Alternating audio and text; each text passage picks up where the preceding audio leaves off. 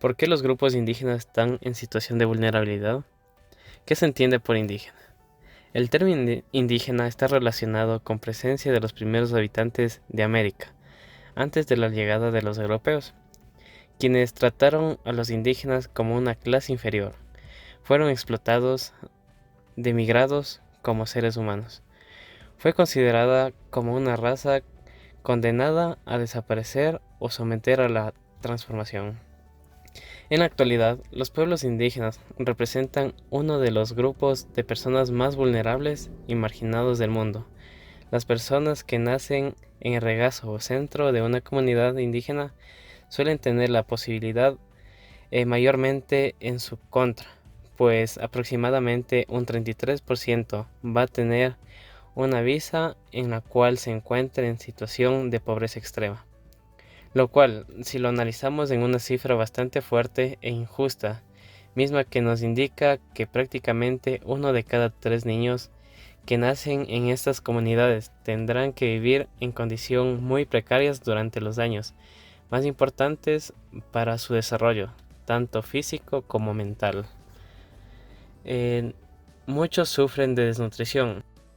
Según Iturralde, los indígenas se encuentran en desventaja notoria al no tener un trabajo fijo para poder crear ahorros que ahora más que nunca, pues en la cuarentena se necesita de recursos para poder subsistir.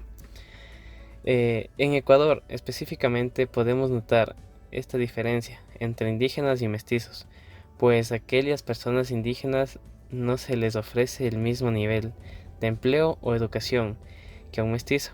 Inclusive en el trato se nota la diferencia, pues en la población ecuatoriana muchas de las personas mantienen un pensamiento racista y mantienen una ideología en que piensan que los indígenas, por el hecho de ser indígenas, no poseen educación, o piensan que no son iguales a todos.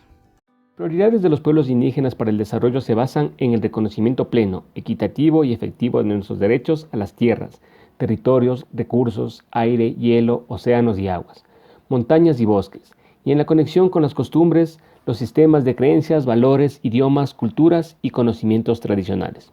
Por ello, recomendamos que los derechos, la cultura y los valores espirituales se integren en las estrategias relacionadas con el desarrollo.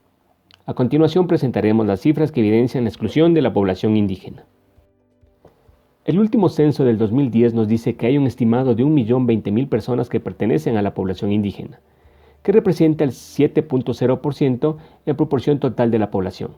También podemos mencionar que en el Ecuador existen 32 pueblos indígenas y 13 idiomas. El porcentaje de indígenas que viven en entornos urbanos y rurales nos indica que el 21% vive en el área urbana y el 79% en el área rural. Si bien las diferencias en acceso a servicios básicos son congruentes con las disparidades prevalecientes entre no indígenas urbanos y rurales, generalmente estas brechas son mayores en el caso de los hogares indígenas. La brecha de acceso a electricidad es del 17%, el acceso al agua corriente es del 18% y el acceso al alcantarillado es del 59%. La pobreza no es un rasgo natural de los pueblos indígenas, sino un subproducto de la prolongada historia de agresiones externas a sus valores y economías.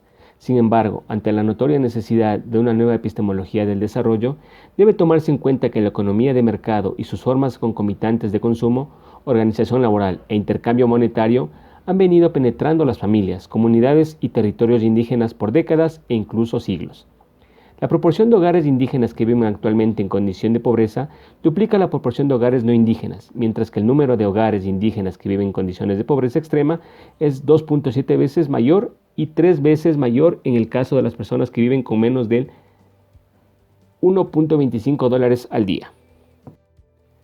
Si bien no existen grandes diferencias en términos de desempleo, los indígenas urbanos acceden principalmente a puestos de trabajo de menor calificación y mal remunerados.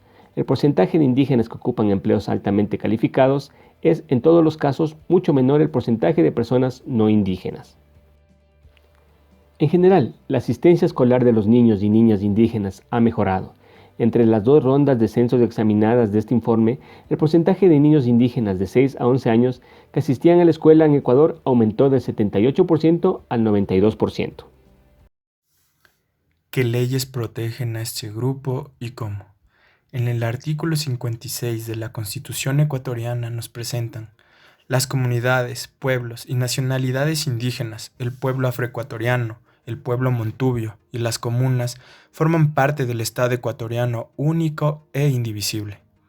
Las comunidades y pueblos indígenas no son simples organizaciones, representan una realidad histórica y dinámica, caracterizada por elementos objetivos y subjetivos que no se reducen simplemente a un ámbito de asociación. Se nace indígena y se pertenece a una cultura. Esto conlleva a que la comunidad, como sujeto, pueda ser titular de derechos humanos. En el artículo 57 nos dice, se reconoce y garantizará a las comunas, comunidades, pueblos y nacionalidades indígenas de conformidad con la Constitución y con los pactos, convenios, declaraciones y demás instrumentos internacionales de derechos humanos.